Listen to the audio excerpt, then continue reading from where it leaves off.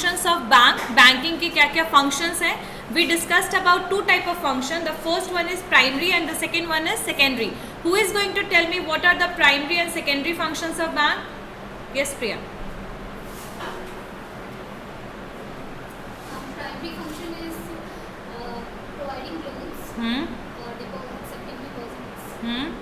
There are the two functions of bank: first accepting deposits and providing loans. In primary functions, These two are in primary function. And deposits.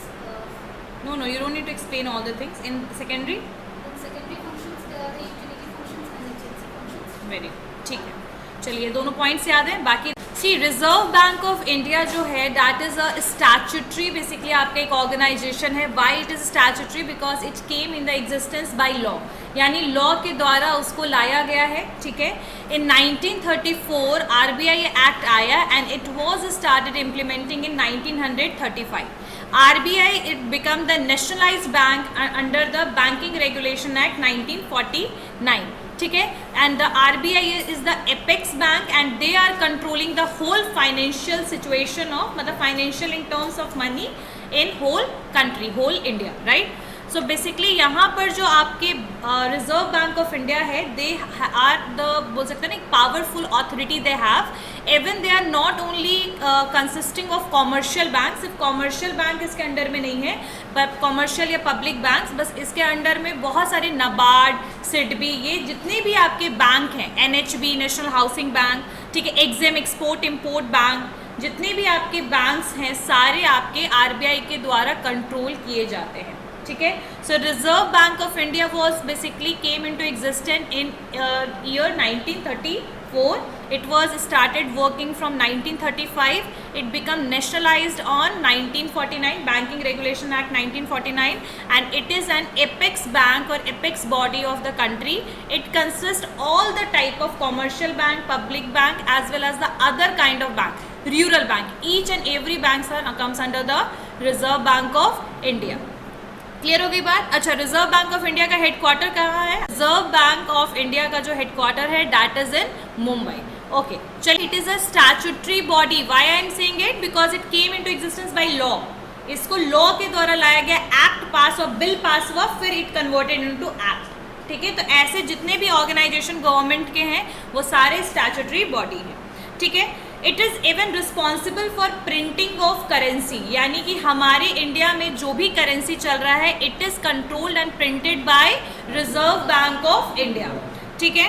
It supply the money, it basically control inflation and deflation in term of the monetary policy. Clear हो गई बात? चलिए लिखिए. और ये जनवरी 1 RBI जो है nationalised हुआ है जनवरी 1, 1949. याद रखिएगा ये पॉइंट भी. नेशनलाइज्ड. चलिए, फंक्शंस ऑफ रिजर्व बैंक में सबसे पहले लिखिए issues of notes. Issues of notes. Issues of notes. Issues of notes. Reserve bank of India is issues of notes. Issues of notes. What is the meaning of monopoly? You all are from B Com, तो I guess कि you all have idea about monopoly. Yes. हाँ, single seller और we can say कि very less competitor available in the market, hardly one. Like in short we can say ना कि like अभी क्या the monopolistic right is something where there are hardly one, मतलब वो तो ऑलिगोपॉली में होता है, 1 2 3 सेलर जहाँ होते हैं. लाइक मोनोपोली जहाँ सिंगल सेलर है और उन्हीं पे सारी चीज़ों के लिए डिपेंडेंट है.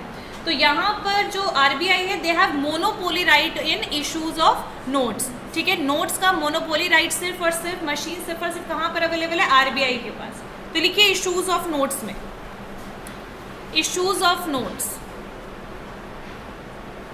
The Reserve Bank has a monopoly.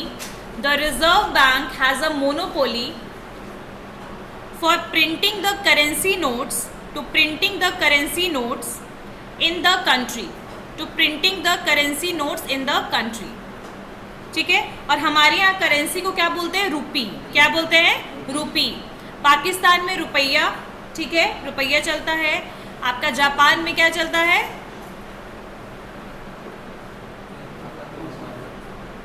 Europe में जेपीएन. जेपीएन. जेपीएन. हाँ, यूरो, पॉन्ड, और यूरोप में अलग कुछ कंट्रीज है, यहाँ पॉन्ड चलता है, यूरो चलता है बेसिकली, और वी कैन से कि आपका डॉलर चलता है यूएस के बेसिकली कंट्री में। तो लाइक अलग अलग कंट्री में अलग अलग बेसिकली करेंसी का नाम है। इंडिया का क्या नाम है? रूपी, ठीक है। So the Reserve bank has a monopoly for printing the currency notes in the country, currency notes in the country, ठीक है। और इसके पास ही सिर्फ सोल राइट है। तो आगे लिखिए, it has the sole right, it has the sole right to issue currency notes of various denominations। various denomination का मतलब जैसे 10 रुपए का नोट, 20 रुपए का नोट, 50 रुपए का नोट, मतलब अलग अलग वैल्यू का नोट, ठीक है। So it currency notes of various denominations except 1 rupee note, except EXCEPT, except 1 rupee note. जो 1 रुपी नोट है that is basically controlled by ministry of finance, यानी मिनिस्ट्री ऑफ फाइनेंस जो है वो उसको इशू करने का काम करता है। 1 रुपए से ज़्यादा जितना भी पैसा डिनोमिनेशन है that is controlled by RBI। Denomination का मतलब क्या है? यहाँ पर अलग अलग वैल्यूज है, 10 रुपये का नोट, 20 का, 50 का, 100 का, 500 का, 2000 का, 1000 का नोट तो खत्म हो गया, 2000 का नोट, ठीक है, 2 रुपये का सिक्का, 5 का, 10 का सिक्का, 20 का भी सिक्का बीच में आया था, अभी भी पता नहीं है कि नहीं मार्केट में, बट वेरी लेस। हाँ, तो like that all the basically amount denomination is printed by reserve bank of India. तो first and the most important function of RBI is issue the currency. Second function, ठीक है। और एक और चीज़ है कि they are also basically maintaining the minimum reserve system, जिसके बारे में आप लोगों ने सुना होगा, minimum reserve system, that is basically under the RBI। Minimum reserve system में क्या होता है कि like 200 crore you always have to be there in RBI, like 85 crore का फॉरेन करेंसी एंड 115 करोड़ का गोल्ड, जो हमेशा ही उनके पास एज अ रिजर्व रहना चाहिए, ठीक है। सो ये स्टार्ट हुआ था, it was started this minimum reserve जो सिस्टम था, इट वॉज स्टार्टेड फ्रॉम 1957 से इसका सिस्टम शुरू हुआ और आज तक ये सिस्टम है that we have to reserve the certain amount foreign currency. और ये so it was started from 1957, minimum reserve system जो था शुरुआत इसकी वहीं से हुई थी और अभी भी चल रहा है, मिनिमम रिजर्व सिस्टम रह रहा है। चलिए next point. Okay, next point, bankers to the government. Why it is bankers to the government? The name is suggesting that they are basically providing fund to the government in the case if there is no treasury or amount in the government's account. Government के account में government के पास अगर पैसे नहीं होंगे तो they are lending the money to the government as well, यानी government को भी ये पैसा देते हैं समय पड़ने पे, ठीक है। और गवर्नमेंट का जो मेजर पैसा है, मेजर अमाउंट है जो ट्रेजरी, वो कहाँ से आता है? टैक्स से आता है, राइट, टैक्स वगैरह से आता है।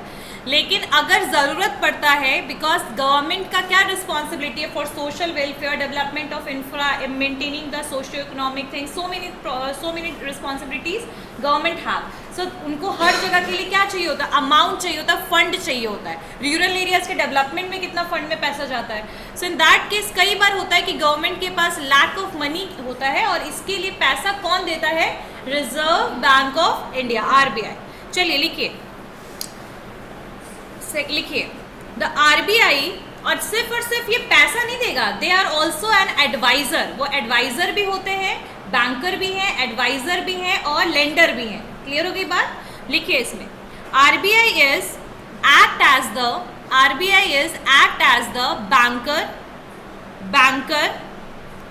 Agent and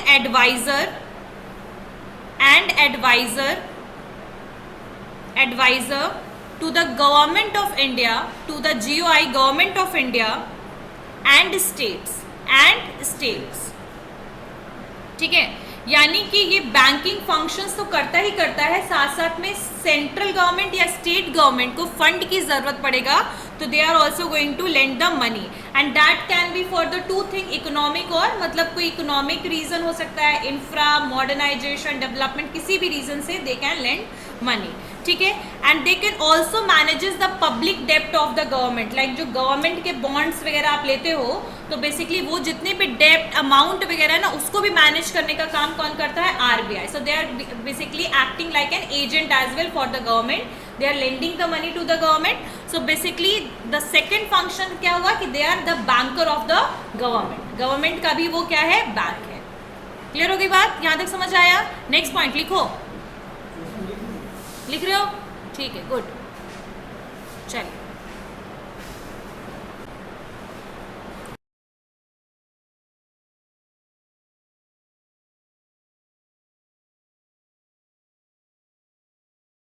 ma'am mike on. Bankers Bank. The third point of the RBI is Bankers Bank. Bankers Bank. जो RBI है, it is also the bank of other bank. ठीक है? They are basically work or they are basically performing for बोल सकते हैं ना functions for the commercial bank. In the case if there is a lack of money in particular bank, so they are basically providing the fund. The same thing, whatever function they are providing to the government, they are also providing the same function to the commercial banks or public banks. ठीक है? Even RBI lend money to all commercial banks of the country. अभी आप अगर आप लोगों को situation याद होगा तो जब यस हाँ लिखिए. Next point, controller of the credit. Third point bankers bank में बैंकर्स बैंक में लिख लिया आपने, कुछ लिखवाया है मैंने, लिखो. The RBI perform the same functions, the RBI perform the same functions for other commercial bank. Abhishek बाद में लिख लेना, कोई बात नहीं, जो छूट गया आगे लिखो. The Reserve bank performs the same function, the Reserve Bank performs the same function for the other commercial banks as the other banks ordinarily perform for their customers. यानी जैसे कस्टमर्स के लिए बैंक कैसे काम करता है, लोन देने का काम करता है, डिपॉजिट लेता है, वैसे ही बैंक के लिए भी यही काम सेम कौन करता है, रिजर्व बैंक ऑफ इंडिया. ठीक है? Ordinary perform to their customers. ठीक है? आगे लिखिए. RBI lend LEND lends money to all the commercial banks of the country.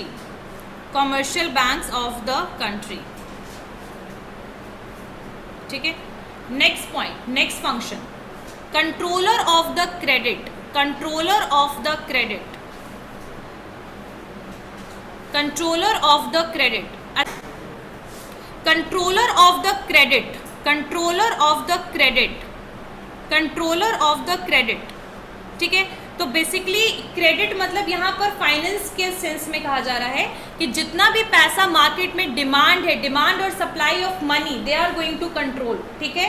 तो यानी कि जो RBI है ऑब्जर्व करता है economy that has sufficient money supply, यानी कि इकोनॉमी में पैसा सप्लाई होना चाहिए, मतलब मार्केट में पैसा होना चाहिए. ठीक है?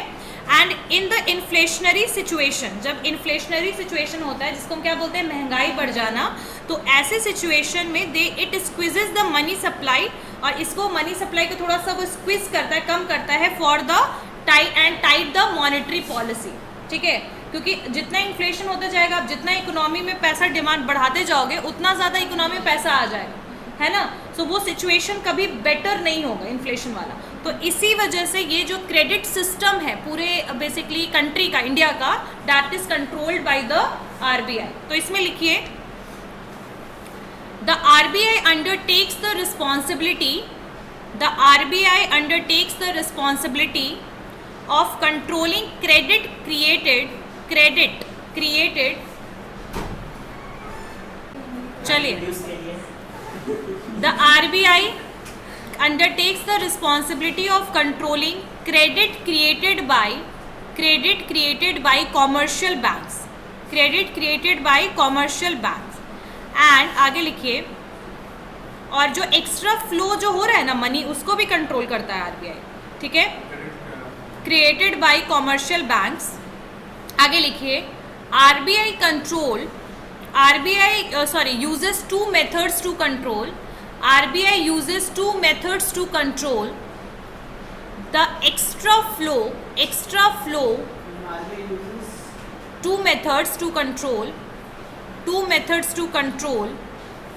Extra flow of money in the economy, यानी जब उसको लगेगा कि एक्स्ट्रा फ्लो हो रहा है मनी, एक्सेसिव फ्लो हो रहा है, तो they are even going to control it, ठीक है। दीज मेथड्स, ये दो तरीके के मेथड्स को यूज करता है पैसा कंट्रोल करने का, qualitative methods as well as quantitative methods, ठीक है। और ये रेगुलेट करता है credit flow of economy. In the case of inflationary, जो मैंने आप लोगों को बताया ही था कि वहां पर ये स्क्विज कर लेता है मनी सप्लाई को, ताकि अकॉर्डिंग टू मॉनेटरी पॉलिसी। तो there are two type of policy, fiscal and monetary policy, इसको भी हम लोग कंप्लीट करेंगे, ठीक है।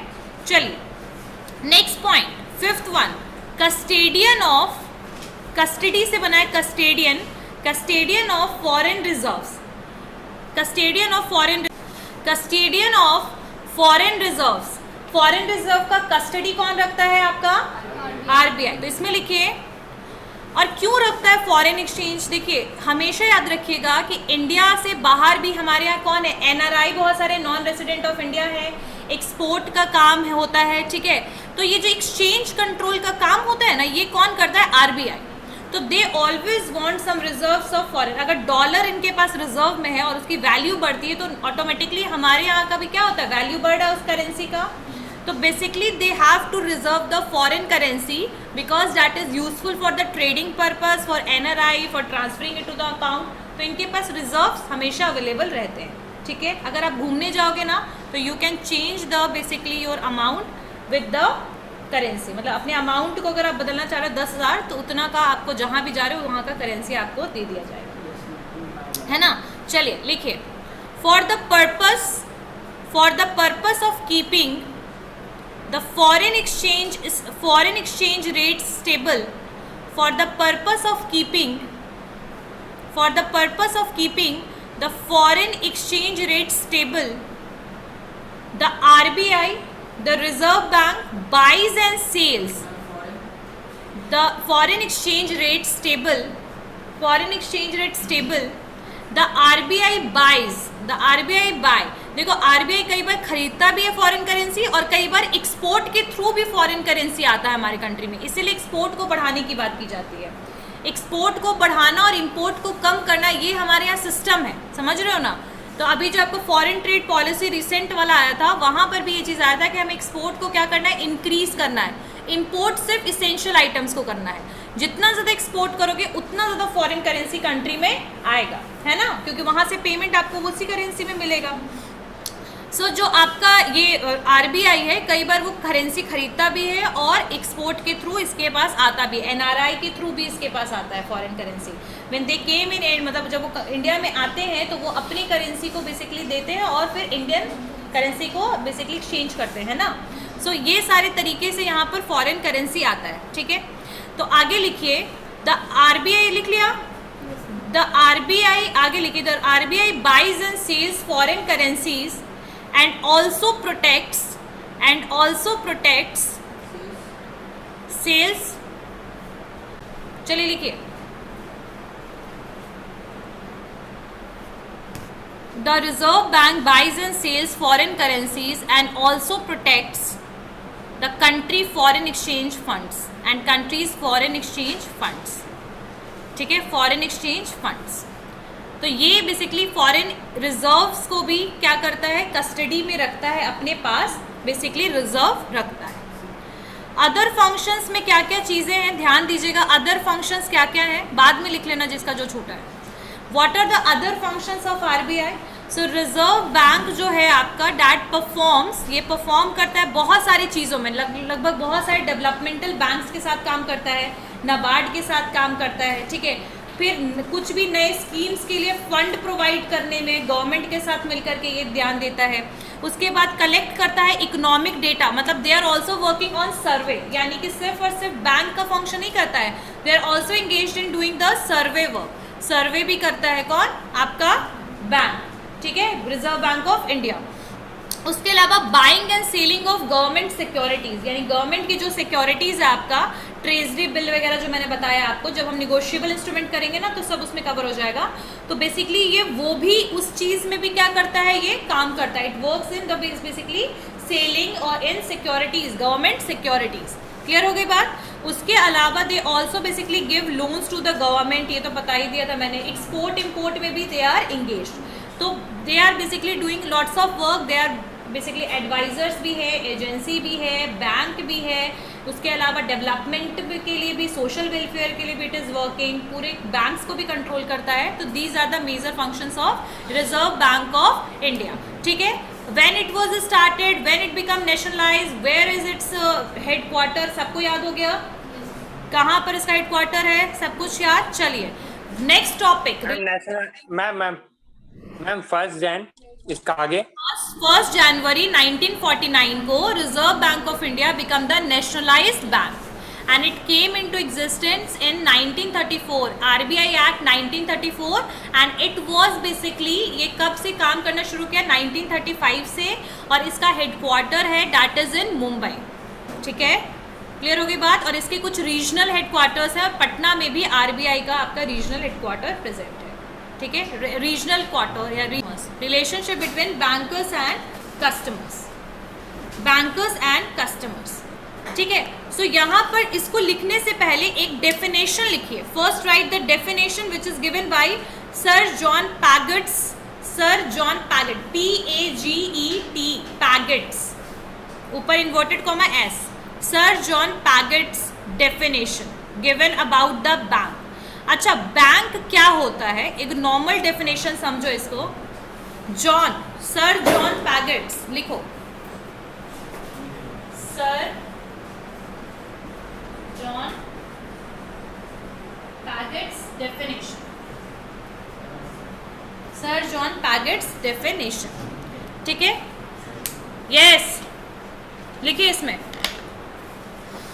सर जॉन पैगेट क्या बोलते हैं। इससे पहले एक नॉर्मल डेफिनेशन समझते हैं कि बेसिकली जो बैंक है, जो आपके सेक्शन 5B में 1949 आपका बैंकिंग रेगुलेशन एक्ट में क्या बोलता है कि बैंकिंग क्या है। तो बैंकिंग है आपका जहां पर एक्सेप्टिंग होता है, लेंडिंग और इन्वेस्टमेंट होता है मनी का फ्रॉम द पब्लिक, यानी कि पब्लिक से जहां पैसा लिया जाए, डिपॉजिट किया जाए, इन्वेस्टमेंट किया जाए और डिमांड पर उनको पैसा दे दिया जाए। ठीक है, और मतलब और विड्रॉ करे वो किस चीज़ से, चेक के थ्रू, ड्राफ्ट के थ्रू या फिर अदर निगोशिएबल इंस्ट्रूमेंट के थ्रू। तो इसको कहते हैं बैंक। ठीक है, इसको क्या बोलेंगे आपका, बैंकिंग।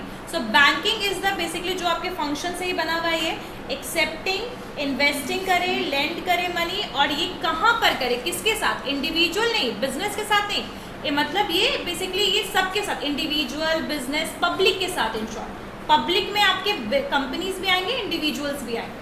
ठीक है, जैसे कॉर्पोरेट बैंक्स क्या होते हैं, बेसिकली वो दूसरे बिजनेस के साथ काम करते हैं, दूसरे कंपनी के सैलरी अकाउंट के साथ डील करते हैं, दूसरे कंपनी का अकाउंट संभालते होते हैं। दीज आर कॉर्पोरेट बैंक्स उनको कहते हैं, सुना होगा तुम लोगों ने। जैसे फॉर एग्जांपल कि कॉर्पोरेट बैंक्स, जैसे मेरा भी जो, तो in short we can say कि लाइक ये नॉर्मल डेफिनेशन है बैंकिंग का। लेकिन सर जॉन पैगेट्स क्या बोलते हैं, इसको लिखिए, इन्वर्टेड कॉमा से शुरू कीजिएगा। नो पर्सन और बॉडी, नो पर्सन और बॉडी, यहां से ऐसे लिखिएगा, नो पर्सन और बॉडी कॉमा कॉर्पोरेट और अदरवाइज, नो पर्सन और बॉडी कॉमा कॉर्पोरेट और otherwise can be a banker, can be a banker who does not first, who does not, उसके बाद ऐसे, who does not के बाद first ऐसे, who does not take deposit accounts, take deposit accounts, फिर लिखिए second current account, take current accounts, पहला में लिखिएगा take deposit accounts, सेकेंड में take current accounts, थर्ड में लिखिए issue and pay checks, issue and pay checks, issue and pay checks and issue and pay checks and फिर लिखिए fourth, फिर fourth collect checks, crossed and uncrossed, crossed and uncrossed for his customer.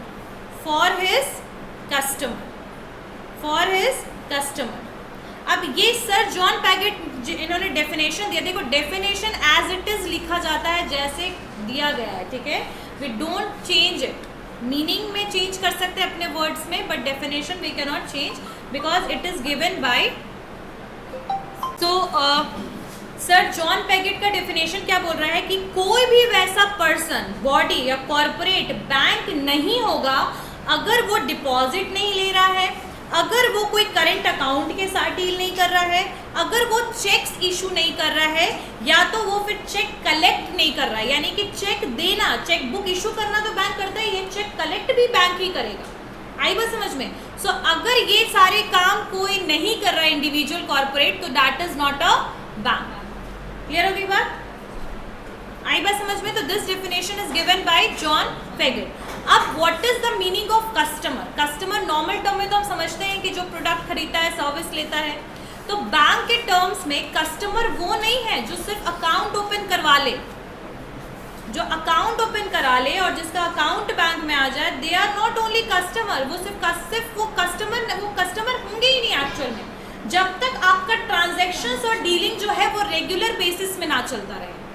यानी कि अगर मान लो कि मेरा एक अकाउंट है यूनियन बैंक ऑफ इंडिया में, ठीक है, यूनियन बैंक है ना, जो अब कॉर्पोरेट बैंक के साथ मिल गया है, तो मान लो यूनियन बैंक में मेरा अकाउंट है, बस अकाउंट को ओपन करा लिया, कोई ट्रांजैक्शन उसमें नहीं हो रहा है, कोई पैसे मेरे उसमें नहीं आ रहे हैं, कोई चेक में काट के नहीं दे रही हूँ, कोई ट्रांजैक्शंस हो ही नहीं रहा है मेरे अकाउंट से, तो ऐसे सिचुएशन में मेरा अकाउंट वहाँ हो सकता है, लेकिन I can not be the customer of bank. But जिस बैंक में आपका ट्रांजैक्शंस हो रहा है, जहाँ से आप पैसा विड्रॉ कर रहे हो, जहाँ से आप डेबिट और ATM card, credit card use कर रहे हो, you will become the customer.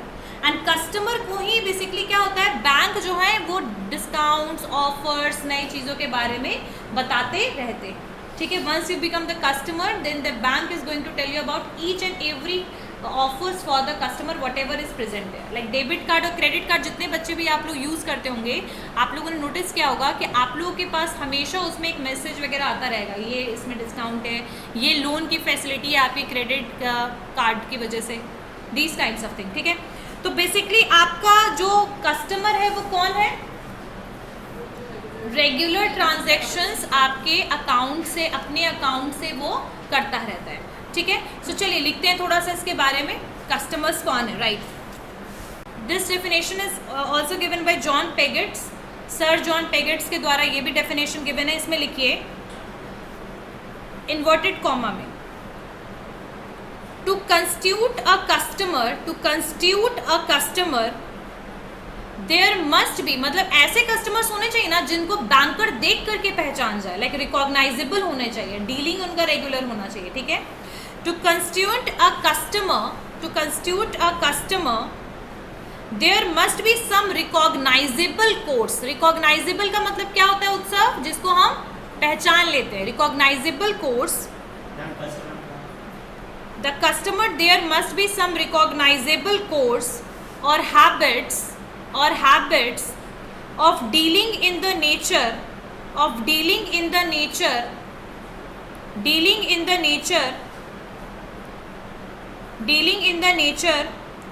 the regular banking process, dealing in the nature of regular banking business, ठीक है। यानी जहां पर रेगुलर प्रोसेस चल रहा है, कस्टमर्स हमेशा इन्वॉल्व हैं, बैंकर्स उनको रिकॉग्नाइज कर पा रहा है, इतना ज़्यादा आप बैंक विजिट कर रहे हो, इतना ज़्यादा आप जा रहे हो, दे आर कस्टमर। एक साल अकाउंट खुलवाने के बाद 1 साल तक गए ही नहीं, बैंक गए ही नहीं, तो वो कस्टमर नहीं हो सकते, ठीक है। ऑनलाइन ट्रांजेक्शन्स भी आप इंटरनेट बैंकिंग यूज़ कर रहे हो, वो भी आप कस्टमर हो, ठीक है। लेकिन यहाँ पर सेंस कहने का मतलब है कि you are not using that account for any purpose, either you are not doing payment from that, you are not using that account, you are not visiting the bank, you are not using their ATM debit card, you have that but still you are not using it, so then you cannot be the customer of the bank. If you are customer, you have to behave like that, ठीक है। अब जैसे कोई भी bank नहीं हो सकता जब तक उनके बैंकिंग वाले बिहेवियर ना हो, जैसे accepting the loan, accepting the amount, giving the loans. तब तक वो नॉर्मल बैंक नहीं हो सकता। वैसे कस्टमर्स के भी बिहेवियर वैसा होना चाहिए कि you are using that account. Clear हो गई बात? चलिए आगे लिखते हैं। जनरल रिलेशनशिप, हाँ कस्टमर लिख लिया ना, अब जनरल रिलेशनशिप लिखिए। General relationship between banker and customer, general relationship between banker and customer, banker and customer. General relationship क्या है बैंकर और कस्टमर का? तो सबसे पहला लिखिए relationship as a debtor and creditor, debtor and creditor, ठीक है, डेटर एंड क्रेडिटर। जैसे ही आपका बैंक में अकाउंट खुल गया वैसे ही आपका बैंक कौन सी पोजीशन में आएगा? डेटर के पोजीशन में। कौन सी पोजीशन में आ जाएगा? डेटर के पोजीशन में आ जाएगा, ठीक है। यानी कि वो पैसा लेगा लेकिन उसको पैसा देना है कस्टमर को, तो that will become in the basically position of debtor and who will become the creditor? Customers, ठीक है। So the first relationship is describing that debtor and creditor relationship, ठीक है। वंस यू विल, मतलब bank में अगर आपका पैसा है तो that is a due amount with the bank, मतलब एक तरीके से ड्यू अमाउंट है जो आप कभी भी बैंक से ले सकते हो, ठीक है। अब यहाँ पर पैसा देने का मतलब ये नहीं कि सिर्फ पैसा दे दिया, आज हमने 500 रुपये दोस्त को दिया, कल को नहीं पता वो देगा कि नहीं देगा वापस, है ना। लेकिन this is not going to work with the bank. Like once you will deposit it, it will keep in the safe custody with the full proof of your account, your ATM and debit, मतलब जो भी आपके cards वगैरह आपको देंगे पूरा का पूरा डॉक्यूमेंट होगा। Nowadays तो KYC का भी सीन है जहाँ पर आपका सारा डिटेल्ड इन्फॉर्मेशन बैंक के पास रहता है, right. So in short we can say कि they are going to put that amount with the safe custody, ठीक है। अपने पास वो कौन रख लेगा? बैंक, ठीक है। नेक्स्ट है कि आपका जो जब भी कोई ज़रूरत पड़ेगा बैंक से निकालने का तो यू कैन विथड्रॉ इट। तो basically when you open the account there will be the relationship, पहला ही स्टार्ट होगा डेटर और क्रेडिटर का, ठीक है। Being a commerce student I guess debtor creditor पता ही होगा। चलिए नेक्स्ट पॉइंट, नेक्स्ट पॉइंट, इसमें भी 3-4 अंडर सब पॉइंट्स है। इसी में लिखना चाहते हो, इसके अंदर कुछ लिखना पॉइंट चाह रहे हो लिखिए, फिर थोड़ा सा लिख लो। में फर्स्ट में relationship as debtor and creditor, I think इसमें मत लिखो, फटाफट समझो इसको बस, ठीक है।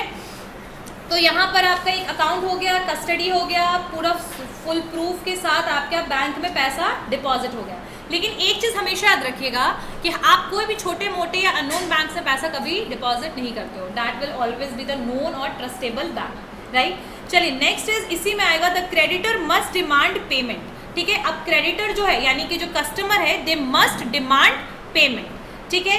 In case of the ordinary commercial डेप्ट अगर हम बात करें तो डेटर जो है वो अमाउंट आपको स्पेसिफाइड अमाउंट स्पेसिफाइड डेट पर आपको जब भी आप मतलब डिमांड करते हो, जैसे मतलब आज 30 सितंबर है जैसे इमेजिन, तो अगर आज हम 30 सितंबर को पैसा का डिमांड करते हैं तो हमें 30 सितंबर को ही पैसा क्या हो जाएगा? मिल जाएगा, ठीक है। अगर मतलब यहाँ पर क्रेडिटर जो है वो अपने पैसे को डिमांड कर सकता है, पहला ये बात कर रहा है डेटर एंड क्रेडिटर रिलेशनशिप में। ऐसा नहीं कि पैसा दिए तो आप डिमांड नहीं कर पाओगे, डिमांड कर सकते हो अनटिल एंड अनलेस अगर आपने कोई प्लान ना लिया हो, मान लीजिए आपने FD कराया हो तो उसका थोड़ा प्रोसेस अलग हो जाता है, बट नॉर्मली जो आपके अकाउंट में पैसा है you can withdraw it. Next one is proper place and time of demand, proper place and time of demand, ये सारा फर्स्ट ही पॉइंट के अंडर में है, ठीक है। Proper place and time of demand, ठीक है। जो डिमांड क्रेडिटर कर रहा है वो प्रॉपर प्लेस में और प्रॉपर टाइम में होना चाहिए। जैसे मान लो कि आज मैंने बोरिंग रोड ब्रांच में बैंक ऑफ बड़ौदा में अपना अकाउंट खुलवा लिया, ठीक है। अब मुझे कायदे से कहाँ जाना चाहिए अपने पैसे को डिमांड करने के लिए? Boring road. तो यहाँ कहने का मतलब ये है कि मानते हैं कि चेन की तरह बहुत सारे ब्रांचेस एक बैंक का होता है, मल्टीपल प्लेस में आपको बैंक की सुविधा मिल जाएगी। खैर अभी ये पॉइंट ना कम हो गया है, ICICI किसी भी आपके जगह पे पूरे पैन इंडिया के साथ वो काम करता है, कहीं पर भी आप अकाउंट के लिए पैसा जो है डिमांड कर सकते हो। खैर चलिए, लेकिन एक नॉर्मल टर्म में समझो तो जहाँ पर हमारा अकाउंट होता है मेजर और बड़ा जो अमाउंट है, मान लीजिए हमें करोड़ से पैसा है, लाख पे पैसा निकालना है, तो we can going to demand it from the boring road branch होगी। कौन से? बिल्कुल होम ब्रांच से ही आप पैसा डिमांड करोगे, सही जगह पे आप बेसिकली पैसा डिमांड करो, ठीक है, ऐसा नहीं है कि आज इंडिया में अकाउंट है चले गए यूएस और वहाँ से पैसा डिमांड कर रहे हैं, ठीक है। हाँ, और भी अदर कंट्रीज में, but it will take process, time लगेगा। लेकिन कई बार जो इसके 100% जो फंक्शंस होते हैं, खासकर अभी भी पब्लिक बैंक के, वो आपकी होम ब्रांच में ही होता है। जैसे उसमें अकाउंट वगैरह नंबर चेंज कराना होता है ना, फ़ोन नंबर वगैरह, आज भी होम ब्रांच में ही होता है, ठीक है। सो डिमांड जो क्रेडिटर का है वो प्रॉपर प्लेस पे और प्रॉपर टाइम पे होना चाहिए। अ commercial bank having so many branches, ठीक है, और वो एक ही एंटिटी है लेकिन बहुत सारे ब्रांचेस हैं, but the depositor enters into relationship with only one branch and that is its home branch, जहां पर उसका अकाउंट है, ठीक है। अब ऐसे सिचुएशन में जो डिमांड होगा, जो पैसा है उसका, वो आप उसी ब्रांच से बेसिकली डिमांड करोगे जहां पर आपका अकाउंट है, या फिर जहां पर आपने एक रिलेशनशिप बिल्ड कर रखा है, जहां पर आपका अकाउंट है। तो सब लोग आपको जानते हैं, बैंकर्स जो वहाँ पर काम कर, they are known for you. तो in short we can say कि आपको सही जगह पे सही टाइम पे पैसा डिमांड करना है। Next point, demand must be made in proper manner. Demand must be made in proper manner, ये सारे डेटर और क्रेडिटर रिलेशनशिप में आ रहा है। पहला पॉइंट था creditor must demand payment, proper place, time of demand, and third है demand must be in proper manner. Demand must be in proper manner का मतलब क्या है कि जो पैसा आप डिमांड कर रहे हो, ऐसा नहीं है कि रात के 12 बजे फ़ोन घुमा दिए बैंक में कि कल 2 करोड़ रेडी रखना। It is not going to work. 1 lakh रुपए रेडी रखना, it is not going to work if you will call them verbally and they will ask you for money. It is not going to. How you have to ask for money? You have to fill the form properly, है ना।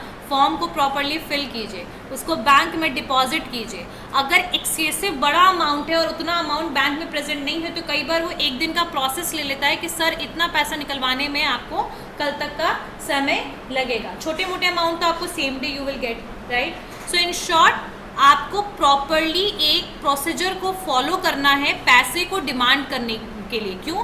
क्योंकि जब आपने deposit किया तो आपने full proof लिया bank से कि भाई इतने पैसे मैंने डिपॉजिट किया, तो आप निकलवाओगे तो भी बैंक के पास प्रूफ होना चाहिए ना कि आपने पैसे इतना विड्रॉ किया है, ठीक है। सो इसका जो प्रॉपर प्रोसीजर है that is filling the form. Verbally it is not going to work if you are giving order to the banker कि 1 लाख रुपए दे। नो, समझ में आई बात यहाँ तक? तो जो तरीका होना चाहिए डिमांड का, that will be in proper manner. Telephonic messages, verbal messages is not going to work. Like if you will WhatsApp that person, the banker, 1 lakh रुपए दे दो, it is not going to, ठीक है। या तो आप चेक के थ्रू पैसा निकलवाइए, या तो आप ATM डेबिट कार्ड यूज करके पैसा निकालिए, या तो फिर आप फॉर्म फिल करके पैसा निकालिए। एक तरीका होना चाहिए बस, ठीक है। ऐसा नहीं है बोल करके नहीं हो सकता, लेकिन ये चीज़ काम दोस्तों के साथ, फ्रेंड्स के साथ चलता है। 3 पॉइंट। थर्ड पॉइंट नहीं, तीनों, first and third. First point is the creditor must demand payment, the creditor must demand payment, and the last point is demand must be made in proper manner, ठीक है। अब इसी में second function, second relationship जो customer और banker के बीच में, पहला तो समझ आया डेटर क्रेडिटर रिलेशनशिप, ठीक है। Second one is banker as trustee, banker as trustee, banker as trustee. अच्छा, तुम लोगों ने सुना है कस्टमर अकाउंट को बेनिफिशियरी अकाउंट भी कहते हैं, सुना है ये वर्ड, ठीक है। अब यहाँ पर जो टर्म हुआ ट्रस्टी, ध्यान दीजिएगा। जैसे मान लीजिए कि बैंक से हमने 5 लाख रुपए लोन लिया। अब लोन तो 5 लाख लिया, लेकिन हमने उसके बदले कोलेट्रल दिया, यानी क्या दिया? सिक्योरिटी दिया। अब वो सिक्योरिटी जो है वो बैंक के पास डिपॉजिट है, लेकिन वो बैंक का नहीं है, याद रखिएगा, वो आज भी आप ही का है। क्यों आपका है? क्योंकि आपने सिर्फ एक कोलेट्रल दिया कि भाई 5 साल में अगर मैंने 5 लाख रुपए नहीं दिए तो आप इस प्रॉपर्टी को यूज़ कर लीजिएगा for basically maintaining that amount. उस पैसे को मेंटेन करने के लिए, वापस लाने के लिए, उस डेप्ट को चुकाने के लिए आप उसको यूज़ कर सकते हैं। लेकिन without that 5 years that bank is not going to use your collateral. So bank is working like a trustee. They are basically putting those collateral in the safe hand. We are putting this collateral in safe hand. They are not going to use that property, papers or whatever asset you are giving before the time of the loan. जो loan का repayment के time से पहले उसको कभी भी bank use नहीं करेगा, ठीक है। So bank is working like a trustee, they are protecting your asset but in against of that loan amount. हाँ वो पैसा नहीं चुका पाया 5 साल में, तो उसका वो तो बैंक वो कर देगा, ऐलान कर देगा। 5 लाख से अगर ज़्यादा पैसा आया तो वो चला जाएगा कस्टमर के पास, तो कस्टमर पास जाता है। जितना पैसा है सिर्फ उतना ही लेगा बैंक, उससे ज़्यादा नहीं लेगा बैंक। बैंक के पास अगर 5 लाख की जगह आपने 10 लाख का प्रॉपर्टी का पेपर रखा और 5 लाख आपने लोन ले रखा है, तो सिर्फ 5 लाख ही रुपए का वो आपसे प्रॉपर्टी का जो है वसूली करेगा, 10 लाख का नहीं करेगा वो। इंटरेस्ट ले करके, मान लो कि इंटरेस्ट लिया, मिलाते 7 लाख हो गया, 20 लाख का हो गया। हाँ। 5 साल बाद तो वो फिर जब 7 लाख रुपए, वो फिर 7 लाख रुपए रखेगा, 13 लाख रुपए दे देगा। वो आपसे उतना ही पैसा लेगा जितना ड्यू है, they are not going to take over amount, ठीक है। चलिए, तो बैंक एज अ ट्रस्टी समझ में आया कि ट्रस्टी होल्ड्स मनी और assets and perform certain functions और benefit of some other person called beneficiary and they are customers. Customer को बेनिफिट दे रहे हैं लोन देकर, और उसके बिहाफ में जो एसेट्स रख रहे हैं उसको अपने पास सेफली रखें, ठीक है। तो यहाँ पर एक एग्जाम्पल जो मैं आप लोगों को बता रही हूँ, if the customer deposit the securities और other valuable with the banker for safe custody, the latter act as a trustee of his customer, यानी कस्टमर का वो ट्रस्टी हो जाएगा, ठीक है। मतलब उसके प्रॉपर्टी का वो ट्रस्टी बन जाएगा, उसको यूज करेगा, लेकिन जब पैसा नहीं मिलेगा तब। बस वही मतलब है जो मैंने आप लोगों को पहले बताया। आई बात समझ में? अब नेक्स्ट जो रिलेशनशिप है, जनरल रिलेशनशिप आई थिंक हो गया, बस एक पॉइंट और रह गया इसमें, उसके बाद स्पेशल रिलेशनशिप करेंगे, then that topic will be completed. फिर ऑब्लिगेशंस क्या है बैंक का, वो कवर करेंगे। Anyone have any doubt? Anyone have any doubt? Online class, offline class? Okay, see you all in the next class.